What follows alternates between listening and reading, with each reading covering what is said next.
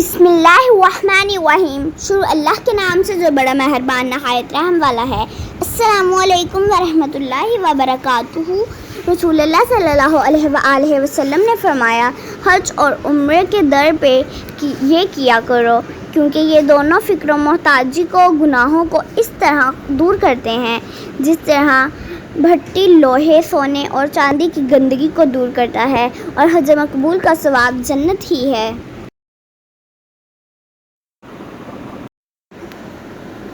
اس حدیث کو امام ترمذی کتاب الحج باب ماجہ فی ثواب الحج و عمرہ کتاب نمبر 7 باب نمبر 2 حدیث نمبر 738 اور امام نسائی کتاب مناسک الحج باب فضل المتابعت بین الحج و عمرہ کتاب نمبر 24 باب نمبر 6 حدیث نمبر 2631 اور امام احمد حدیث نمبر 3669 نے روایت کیا ہے، اور علامہ البانی نے صحیح ترمذی حدیث نمبر 810، صحیح نسائی حدیث نمبر 2631 صحیح قرار دیا ہے۔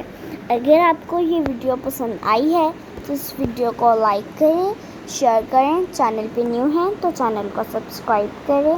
خدا حافظ۔